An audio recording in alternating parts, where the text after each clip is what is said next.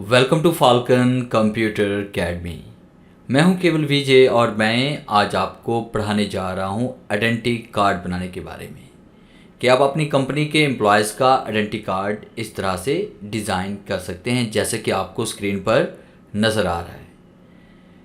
तो चंद मिनट्स के अंदर आप इस कार्ड को डिज़ाइन करके प्रिंट भी कर सकते हैं।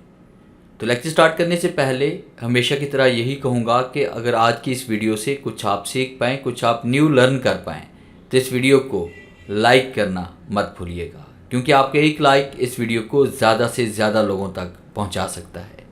शुरू करते हैं आज का लेक्चर।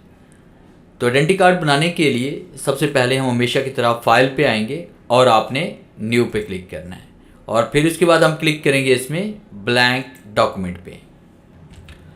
न्यू फाइल क्रिएट करने के बाद आपने इसमें आना है लेआउट पे और उसके बाद आफ्टर स्पेसिंग आपने 0 कर देनी है। फिर उसके बाद हम यहाँ पे साइज़ पे आएंगे। आपने आइडेंटिटी कार्ड का यहाँ पे साइज़ आपने मोर पेपर साइज़ में आकर दर्ज करना है। जैसे हम मोर पेपर साइज़ पे क्लिक करेंगे तो आपके सामने पेज सेटअप का डायलॉग बॉक्स ओपन होगा। यहाँ पे आपने विड्थ दर्ज करनी है 2.6 और उसके बाद आप यहाँ पे हाइट दर्ज करेंगे 3.8। ये आपकी आइडेंटिटी कार्ड का साइज़ होगा 2.6 बाय 3.8 इंचेस में। फिर आप मार्जिन पे आएंगे। मार्जिन आपने दर्ज करना है 0.2, टैब का इस्तेमाल करें 0.2, फिर टैब का इस्तेमाल करें 0.2, फिर टैब का इस्तेमाल करें, नेक्स्ट बॉक्स में चले जाएं 0.2 आप दें और उसके बाद ओके पे क्लिक करें। जैसे आप ओके पे क्लिक करेंगे तो आपका यहाँ पे साइज़ अप्लाई हो जाएगा। उसके बाद हम यहाँ पे इसको डिज़ाइन करने वाले हैं। तो सबसे पहले हमने यहाँ पे इसमें आना है डिज़ाइन के ऊपर और उसके बाद पेज कलर पे आएंगे और यहाँ पे अपनी मर्ज़ी से हम कोई भी इसमें पेज कलर सेलेक्ट कर लेते हैं। जैसे कि मैंने यहाँ पे ये वाला पेज कलर सेलेक्ट कर लिया, ये लाइट सा ग्रे कलर है। फिर उसके बाद हम यहाँ पे इंसर्ट पे आते हैं और शेप पे आते हैं और यहाँ पे आपने इस शेप पे क्लिक करना है, ओवल पे। सर्कल पे आप क्लिक करें और यहाँ पे क्लिक करते हुए आपने इस तरह से एक शेप क्रिएट कर लेनी है और उसके बाद शेप को आपने यहाँ पे नो आउटलाइन कर देना है और फिर उसके बाद यहाँ पे हम कोई भी कलर इसमें फिल कर लेंगे। जैसे मैंने ये वाला ग्रे कलर इसमें फिल कर लिया और इसको आपने इस तरह से एडजस्ट करना है, जैसे कि यहाँ पे मैंने ये लगा दिया। आप कंट्रोल डी आप प्रेस करें, इसकी कॉपी क्रिएट हो जाएगी। इसको हम नीचे की तरफ लेके आते हैं और यहाँ पे इसका साइज़ इस तरह से बड़ा कर लेते हैं और इसे इस तरह से एडजस्ट करते हैं। इस तरह से आपने इसको एडजस्ट करना है इन शेप्स को, जैसे कि मैं कर रहा हूँ। और अगर आप इसका साइज़ बढ़ाना चाहते हैं इसका साइज़ आप बढ़ा भी सकते हैं और फिर कंट्रोल डी प्रेस करें। फिर आप इसमें एक और इसकी कॉपी क्रिएट कर लें, जिस तरह से मैंने ये वाली कॉपी क्रिएट की और उसको हम यहाँ पे इस तरह से सेट करते हैं। फिर इसके बाद कंट्रोल डी प्रेस करना है, इसकी एक और कॉपी बना लें और यहाँ पे हम इसको एडजस्ट करते हैं ऐसे। अब उसके बाद यहाँ पे आप क्लिक करें, सेकंड शेप जो आपने बनाई है सर्कल की, यहाँ पे क्लिक करें और इसमें हम ये वाला कलर इसमें फिल कर रहे हैं। फिर हम यहाँ पे क्लिक करते हैं और उसके बाद शेप पे आते हैं और यहाँ पे हम ये वाला कलर इसमें फिल कर रहे हैं। आपने ऊपर वाली शेप पे क्लिक करना है ब्लू कलर के ऊपर। फिर उसके बाद आपके सामने ऊपर शेप फॉर्मेट का बॉक्स ओपन हो रहा है, यहाँ पे टैब ओपन हो रहा है। आपने इस टैब पे क्लिक करना है और शेप इफेक्ट पे आना है और यहाँ पे बिवल पे क्लिक करके आपने ये वाला इफेक्ट इसमें अप्लाई करना है अपनी मर्जी से। ये देखिए, जैसे मैंने ये वाला कर लिया या ये वाला, कोई भी स्टाइल जो आपको अच्छा लगे वो आप यहाँ पे सेलेक्ट कर लें।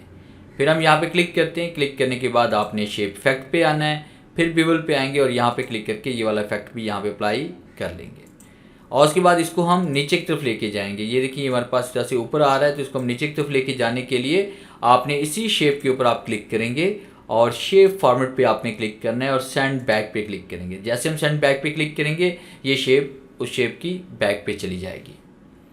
फिर उसके बाद आपने यहाँ पे ये ट्रायंगुलर आपने सेलेक्ट करना है और यहाँ पे क्लिक करके आपने इस तरह से एक शेप क्रिएट कर लेनी है और हम यहाँ पे इसको कर लेंगे शेप नो आउटलाइन कर लेते हैं। और अगर आप इसका कलर चेंज करना चाहते हैं तो यहाँ पे ये वाला कलर हम फिल कर रहे हैं। फिर इसके बाद आपने इस पॉइंट पे क्लिक करके, ऑरेंज पॉइंट पे क्लिक करके इसको इस तरह से आपने एक तरफ से तिरछा कर देना है और फिर उसके बाद आपने इसी के ऊपर राइट क्लिक करना है और यहाँ पे क्लिक करेंगे हम एडिट पॉइंट पे।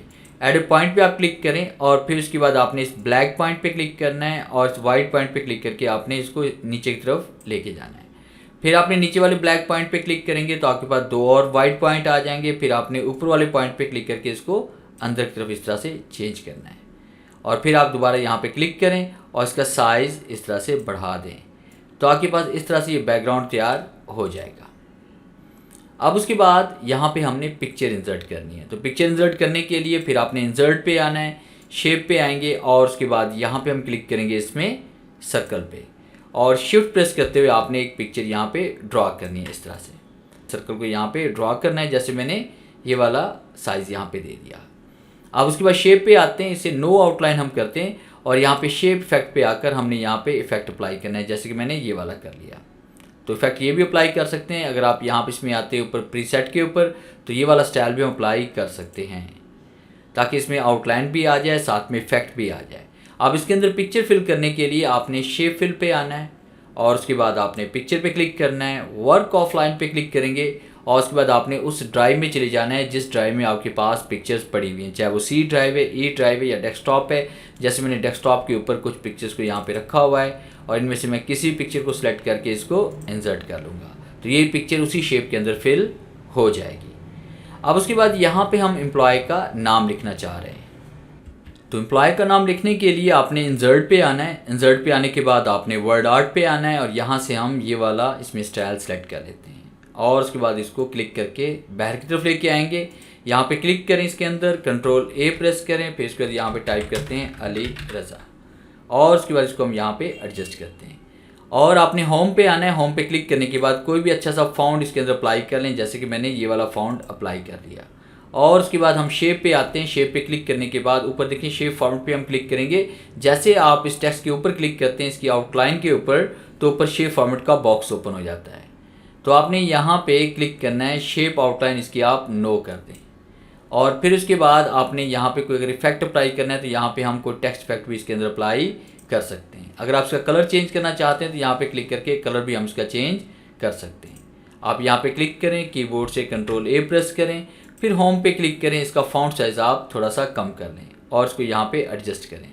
फिर शिफ्ट के साथ आपने ऊपर वाली पिक्चर पे भी क्लिक करना है। देखिए आपने टेक्स्ट के ऊपर क्लिक करना है इसकी आउटलाइन पे, फिर शिफ्ट के साथ आप इसके ऊपर क्लिक करें।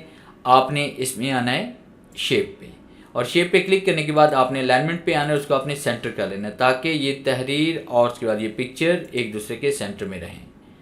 उसके बाद फिर हमने यहाँ पे डाटा राइट करना है, मुकम्मल इसका बायोडाटा हम राइट करेंगे। तो आप इंसर्ट पे आ जाएँ, फिर उसके बाद आपने टेक्स्ट बॉक्स पे आना है और ड्रॉ टेक्स्ट बॉक्स पे क्लिक करेंगे और यहाँ पे क्लिक करते हुए इस तरह से हमने एक बॉक्स को ड्रॉ करना है। इस तरह से बॉक्स को ड्रॉ करने के बाद आपने इसकी आउटलाइन पे क्लिक करना है और उसके बाद आप इसमें आपने आना है शेप फॉर्मेट पे और उसके बाद आप क्लिक करेंगे शेप फिल में नो फिल पे और आपने शेप आउटलाइन इसकी कर देनी है नो आउटलाइन और फिर उसके बाद आप होम पे क्लिक करके इसे आप कर लेंगे नो स्पेस और नॉर्मल। और ये सेटिंग कर लेने के बाद फिर आपने लेआउट पे आना और यहाँ पे आपने आफ्टर स्पेसिंग इसकी 0 कर देनी है और हम यहाँ पे टाइप करते हैं इसमें कोड और उसके बाद फिर आपने एक बार टैब का इस्तेमाल किया, शिफ्ट कॉलन, फिर उसके बाद आपने यहाँ पे कुछ स्पेस दें या 3 या 4 स्पेस का आपने यहाँ पे इजाफा करना है, जैसे 1 2 3 4 और यहाँ पे कोड नंबर हम टाइप करते हैं RYK 1245 इसमें कर लेते हैं और फिर हम एंटर प्रेस करते हैं। फिर हमने यहाँ पे टाइप करना है इसमें ब्लड, तो ब्लड ग्रुप जो भी है, फिर शिफ्ट कॉलन हम टाइप करते हैं, जैसे मैंने यहाँ पे इसमें स्पेस का इस्तेमाल किया और उसके बाद मैंने यहाँ पे लिखा A पॉजिटिव। फिर हम यहाँ पे इसमें टाइप करते हैं फ़ोन और उसके बाद फिर आपने टैब का इस्तेमाल किया, शिफ्ट कॉलन और यहाँ पे आप टाइप करेंगे इसमें स्पेस का इस्तेमाल आप करेंगे और फ़ोन नंबर आपने टाइप करना है +92 और 300 एंड उसके बाद 1 2 3 4 5 6 7 और फिर हम एंटर प्रेस करते हैं। फिर हमने यहाँ पे लिखा ईमेल, टैब का इस्तेमाल करें, शिफ्ट कॉलन, फिर उसके बाद आपने स्पेस का इस्तेमाल करना है। यहाँ पे हम टाइप करते हैं aliraza@gmail.com और उसके बाद अगर ये नीचे की तरफ तहरीर आ रही तो आप इसका थोड़ा सा फासला भी इस तरह से बढ़ा सकते हैं। आप फिर इसको आप सेलेक्ट करें, सेलेक्ट करने के बाद फिर हम यहाँ पे इसमें टाइप करेंगे। देखिए अब जैसे आपने एंटर किया तो ऊपर ये लिंक के फॉर्मेट में आ रहा है। अब एक बार जैसे आप यहाँ पे कंट्रोल Z प्रेस करेंगे तो ये दोबारा से ठीक हो जाएगा और उसके बाद यहाँ पे इसमें टाइप करते हैं ज्वाइनिंग डेट, तो ज्वाइनिंग डेट हम यहाँ लिखेंगे, टैब का इस्तेमाल करेंगे, शिफ्ट कॉलन, फिर उसके बाद आपने यहाँ पे स्पेस का इस्तेमाल करना है। ज्वाइनिंग डेट हम यहाँ पे दे रहे हैं, फर्स्ट कीजिए 25/04 एंड 2013। फिर उसके बाद हम यहाँ पे एंटर प्रेस करते हैं, फिर हम यहाँ लिखते हैं एक्सपायरी डेट हम यहाँ टाइप करते हैं, फिर आपने स्पेस का इस्तेमाल करना है और 25/04 एंड 2014। इस तरह से आपने ये सारा डाटा राइट कर लेना है और आप इसको यहाँ पे एडजस्ट करें, शिफ्ट के साथ आप इसको सेलेक्ट करें, फिर आप शेप फॉर्मेट पे आ जाएं, उसके बाद आपने अलाइनमेंट पे आना है, इसको आपने सेंटर कर लेना है ताकि डेटा एक दूसरे के सेंटर में आ जाए। इस तरह से आपने ये सारा डाटा राइट कर लेना है। अब उसके बाद अगर हम अली रज़ा की यहाँ पे डेजिग्नेशन भी लिखना चाहते हैं तो उसके लिए आपने इंसर्ट पे आना है, फिर उसके बाद आपने वर्ड आर्ट पे आना है और आपने यहाँ पे क्लिक करना है और उसके बाद यहाँ पे टाइप करेंगे ग्राफिक डिज़ाइनर मैंने कर लिया यहाँ पे।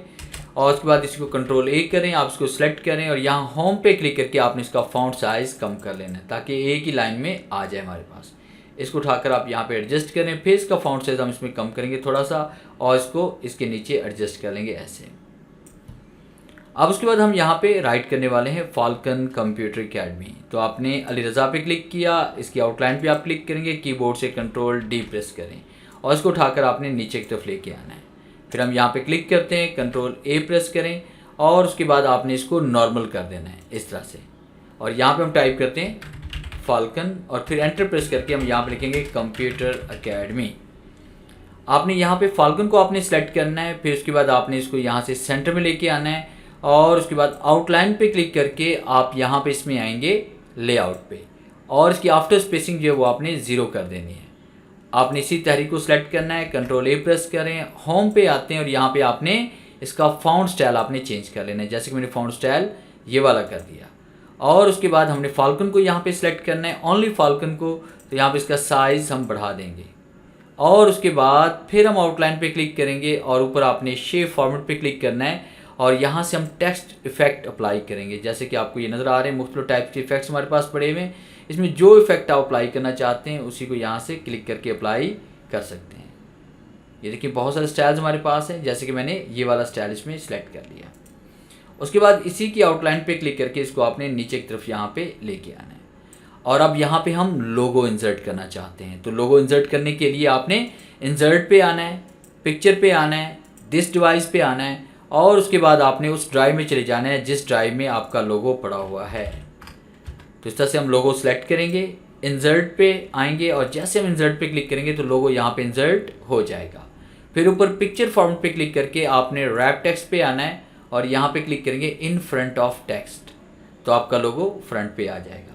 और किसी भी कोने पे क्लिक करके इसको हम इसे छोटा करेंगे और यहाँ पे क्लिक करके इसको हमने यहाँ पे एडजस्ट करना है ऐसे। इसके आउटलाइन पे क्लिक करते हैं, इसको नीचे की तरफ लेके आते हैं थोड़ा सा और फिर यहाँ पे क्लिक करते हैं, इसको आपने ऐसे एडजस्ट करना है। आप चाहें तो लोगो यहाँ पर भी लगा सकते हैं, तो जहाँ पे अच्छा लगे वहीं पे लोगो आप इसको इंसर्ट कर लें। तो इस तरह से आपका ये कार्ड मुकम्मल हो जाएगा। अब इसको आप कंट्रोल पी जैसे हम प्रिंट करेंगे तो ये आपके पास इस तरह से प्रिंट हो रहा है। देखें बिल्कुल ये परफेक्ट आपका प्रिंट हो रहा है। आप कलर प्रिंट से इसको आप प्रिंट करें और अपने यूज़ में इसको ला सकते हैं।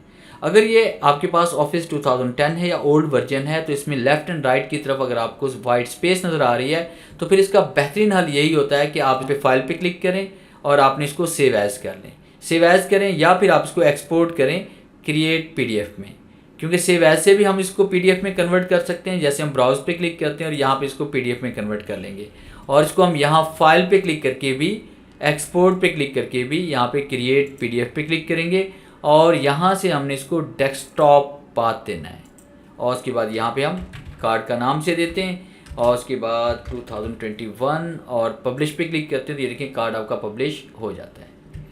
तो आप बाद में इसको इस तरह से प्रिंट कर सकते हैं पीडीएफ के ज़रिए भी। तो पीडीएफ में जैसे आप इसे कन्वर्ट करके प्रिंट करेंगे तो इसमें लेफ़्ट एंड राइट की तरफ वाइट स्पेस नहीं आएगी अगर आपके पास ऑफिस 2010 या उससे ओल्ड वर्जन है तो ये था हमारा आज का लेक्चर जिसमें मैंने आपको पढ़ाया आइडेंटिटी कार्ड बनाने के बारे में।